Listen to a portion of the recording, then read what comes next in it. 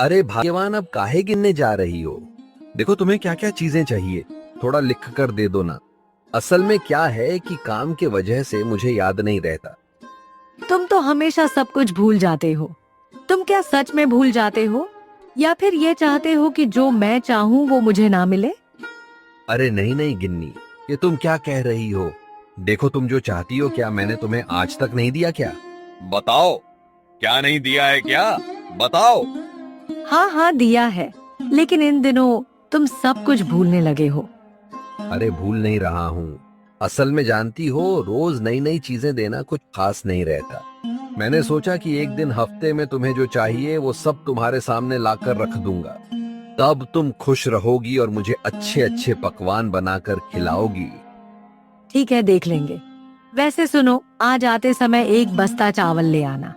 घर में चावल खत्म हो रहे हैं। ये लो, बिल्कुल जैसे ही ऑर्डर करोगी सामने ले आकर रख दूंगा। और देखो चारों तरफ लोग 2 वक्त की रोटी के लिए तरस रहे हैं। तुम ठीक कहते हो। वही मेरी छोटी बहन है, कहाँ से उसे पकड़ लिया, उस भिखारी से शादी कर ली। अब देखो 2 वक्त की रोटी के लिए आंसू बहा रही होगी। हाँ तो फिर बताओ, तुम्हारे जैसा सुख और किसे मिला है? अब बताओ, मैंने तुम्हें अच्छे से रखा है या फिर नहीं बताओ? हाँ, सच में तुम मुझे बहुत अच्छे से रखते हो। मुझे खाने पीने की कोई कमी नहीं होती। हर महीने तुम मुझे 5 साड़ी देते हो और गहनों की तो कोई कमी ही नहीं है। हाँ, और तुम्हारी बहन, अरे उसे तो साल भर में एक कपड़ा भी नहीं मिलता।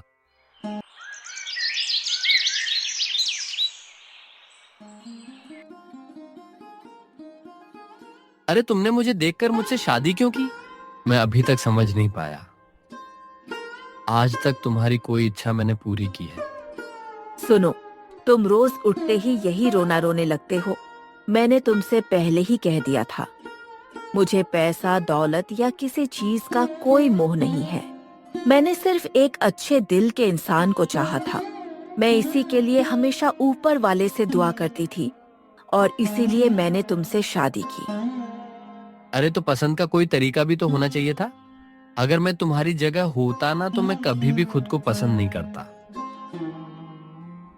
तुम तो मुझे भी पसंद नहीं करते, यह तो तुम्हारी बातों से ही समझ आ जाती है। अरे ये क्या कह रही हो तुम?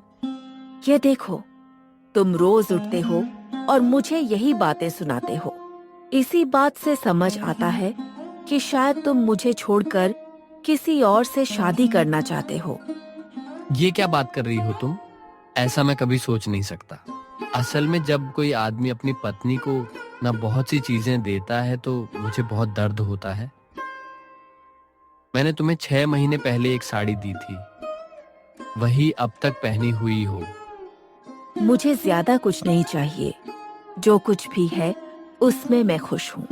मैं सिर्फ तुम्हारे साथ इस घर में शांति से अपना जीवन बिताना चाहती हूँ।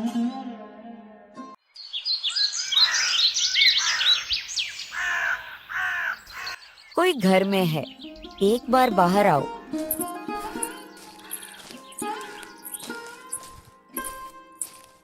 क्या हुआ? क्या चाहिए? मैं कब से रास्ते पर चल रही हूँ, मुझे दया करके थोड़ा पानी दे दे। मुझे बहुत तेज प्यास लगी है। जैसे ही बड़ा घर देखा, पानी मांगना शुरू कर दिया। फिर पानी के नाम पर क्या क्या मांगोगी? इसका कोई ठिकाना है? नहीं, मैं कुछ नहीं मांगूंगी। मुझे सिर्फ थोड़ा पानी चाहिए। मुझे सच में बहुत प्यास लगी है। अब मैं और नहीं चल सकती। पानी वाणी कुछ नहीं है, तुम यहाँ से चली जाओ। तू ऐसा क्यों बोल रही है? मैं तो तुझसे मदद लेने आई थी। ऐसे बहुत से भिखारी आते हैं, पहले पानी मांगते हैं, फिर खाना मांगते हैं, फिर पैसे मांगते हैं, फिर ऐसा बर्ताव करते हैं जैसे सारा सामान हमारे पास रखा हो। ऐसा मत कह, मैं ऐसी नहीं हूँ। अगर तू मुझे पानी देगी तो मैं तुझे बहुत आशीर्वाद दूंगी। क्या मैं उन आशीर्वादों को खा लूंगी? चुपचाप यहाँ से चली जाओ। मेरा समय बर्बाद मत करो। ठीक है, मैं जा रही हूँ, लेकिन याद रखना, जिस तरह से तू मुझसे पेश आई है, यही बर्ताव लोग कभी नहीं भूलेंगे।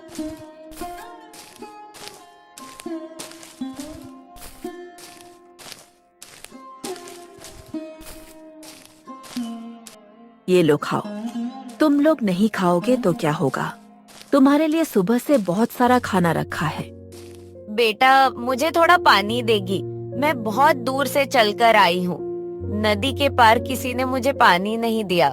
इस बांस के पुल से होकर आई हूँ मैं। ये क्या बूढ़ी माँ, आप नदी के उस पार से बिना पानी पिए आ रही हैं। आइए, मैं आपको पानी देती हूँ।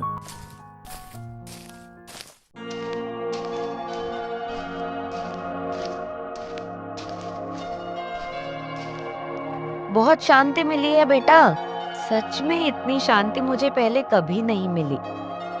पर आपको रास्ते में किसी ने पानी क्यों नहीं दिया? मुझे तो यही समझ में नहीं आ रहा। पानी देने में तो पैसे नहीं लगते।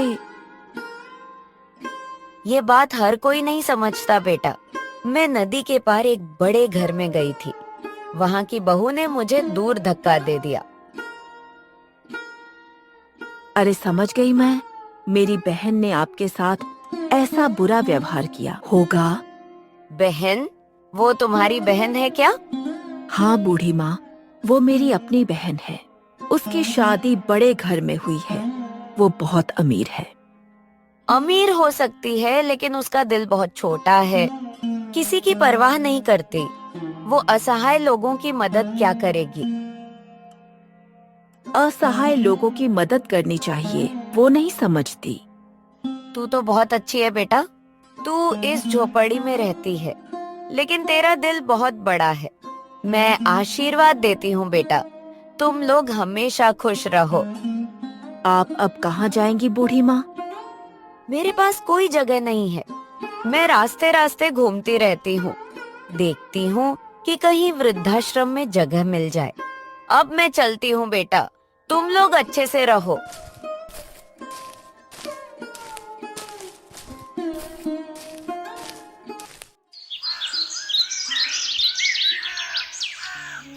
अरे कहाँ हो रूपा बेटी? देखो तो मैं आ गया हूँ। अरे कहाँ गई है? बाहर आओ।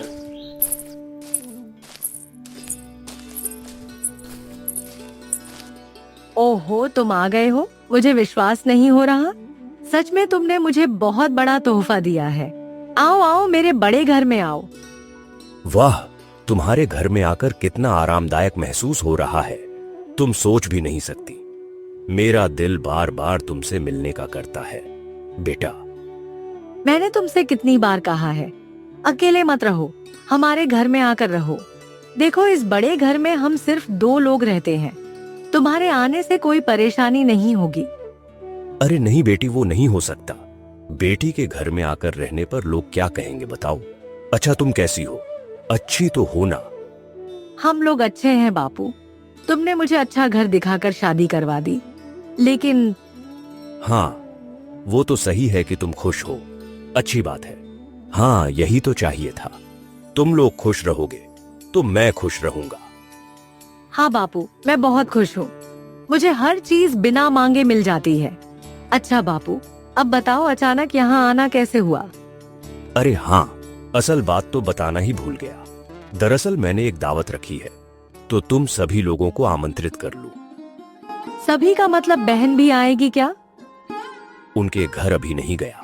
सच कहूं तो अब वहां जाना अच्छा नहीं लगता, लेकिन क्या कहें, जाना पड़ेगा। अब किसे समझाएं बेटी। सही है बापू। तुम्हारी छोटी बेटी जो घर से बाहर गई है, 2 वक्त की रोटी भी सही से नहीं खा सकती। छोड़ो इन बातों को, अब मुझे बहुत भूख लगी है। अब 2 प्लेट खा लूं, फिर उनके गरीब घर जाना होगा। हाँ बापू, तुम बैठो, मैं तुम्हारे लिए खाना लाती हूँ।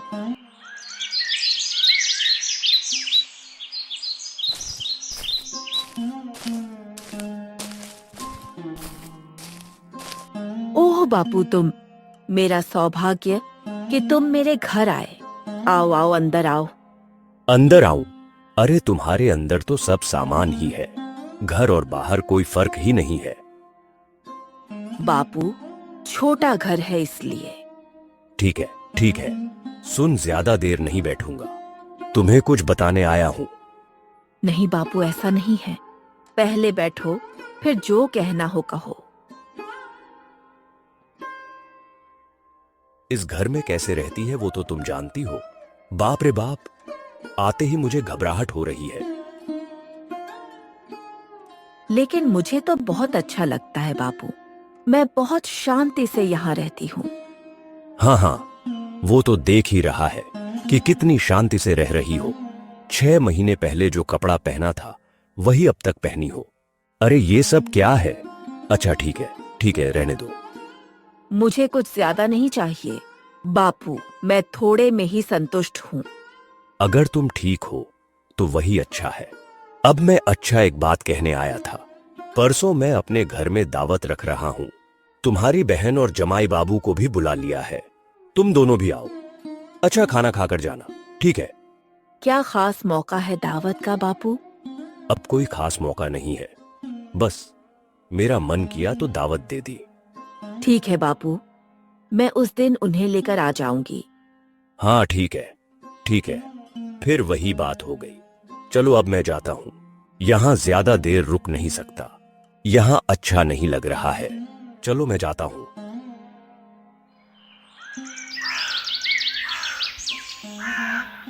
कहाँ दर्द हो रहा है बेटा? मुझे बताना, कहाँ दर्द हो रहा है तुझे? माँ, सिर में बहुत दर्द हो रहा है। पेट में भी बहुत तकलीफ हो रही है।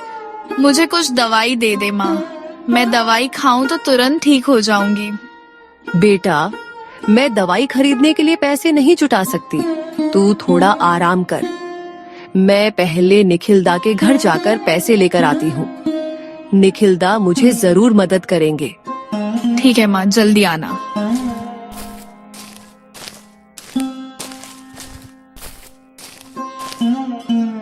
निखिलदा, कृपया मेरी मदद कीजिए। मेरी बेटी बहुत बीमार है। दवाई खरीदने के लिए मेरे पास एक भी रुपया नहीं है। अगर तुम मुझे कुछ पैसे दे दो तो बहुत अच्छा होगा। भाई, हम बहुत मुश्किल में हैं। मैं तुमसे मदद की उम्मीद लेकर आई हूँ। कृपया मुझे इनकार मत करो, नहीं तो मेरी बेटी की हालत बहुत खराब हो जाएगी। वो शायद बच नहीं पाएगी। अरे नहीं बहन, हमारे पास अभी पैसे बिल्कुल नहीं है। अब मैं क्या करूं? कहां से मदद मांगूं? मुझे किसी भी हालत में अपनी बेटी को बचाना है। हाँ, मैं पलाश्ता के पास जाती हूँ, लेकिन क्या वो मेरी मदद कर पाएंगे?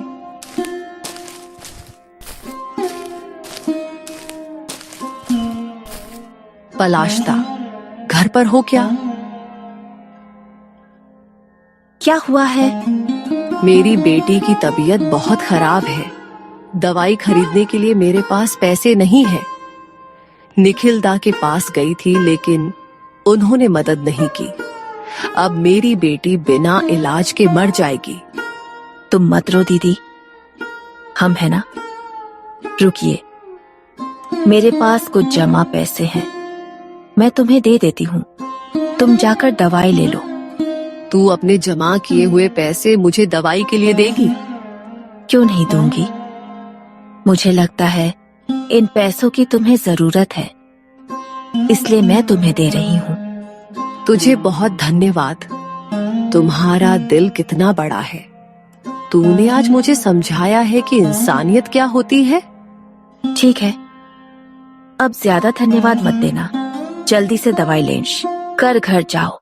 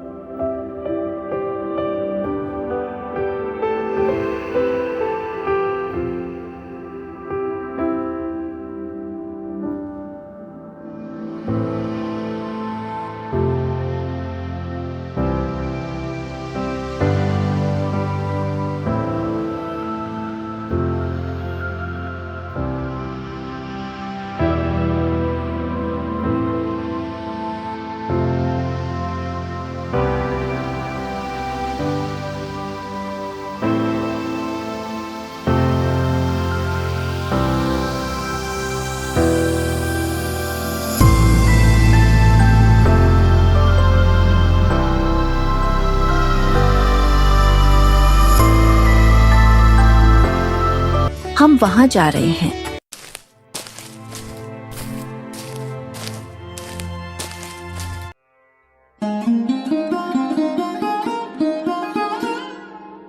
अरे क्या हुआ? तुम फिर से रो क्यों रही हो? क्या तुम्हारा दिमाग खराब हो गया है क्या? तुम्हें कुछ समझ नहीं आता?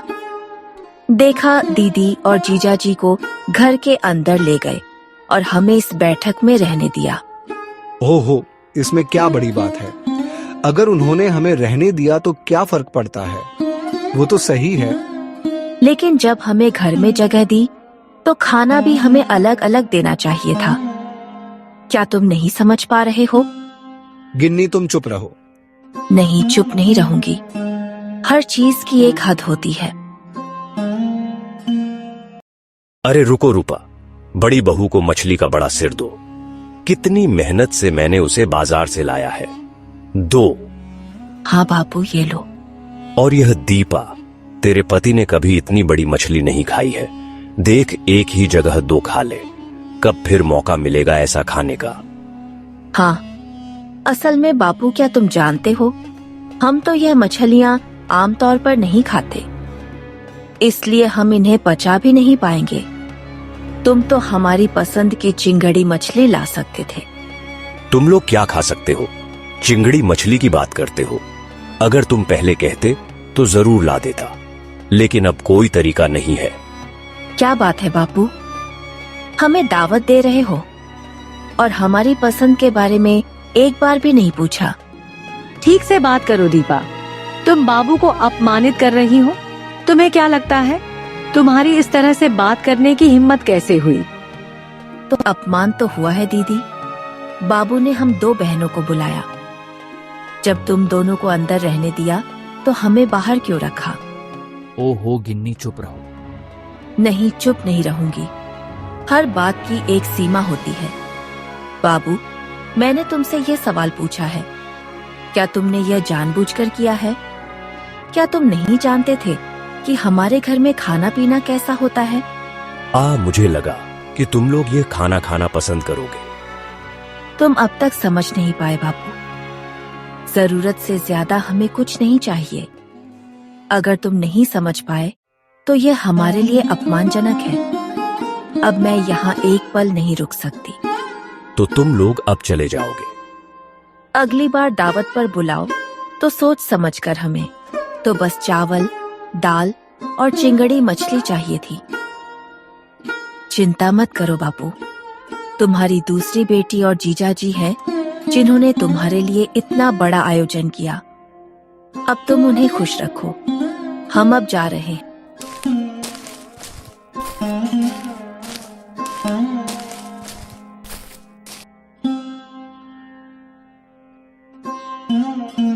ओहो, तुम ये क्या कह रही हो गिन्नी?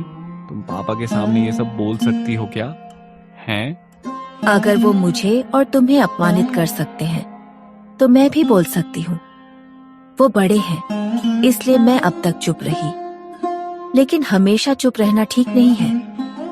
अपने आत्मसम्मान को किसी के सामने बेचना नहीं चाहिए। देखो, मेरे लिए तुम्हें कितना अपमान सहना पड़ रहा है। यह तुम्हारी गलती नहीं है।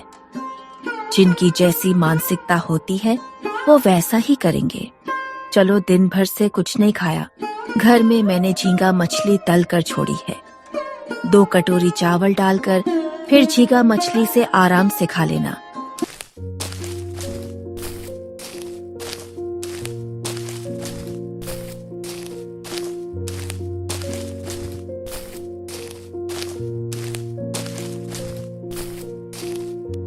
अरे बाबा, आप यहाँ?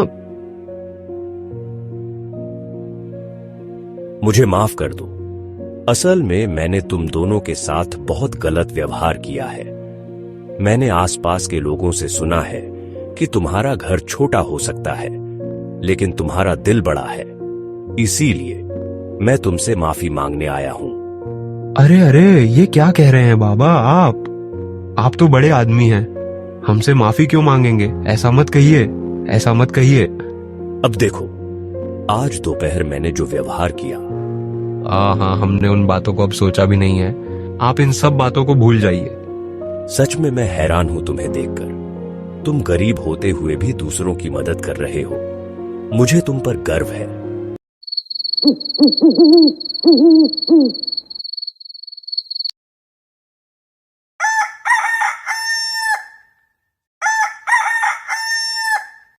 हमारी कहानी आपको अच्छी लगी हो तो हमारे चैनल को लाइक और सब्सक्राइब करके एक प्यारा सा कमेंट जरूर करें। Thanks for watching.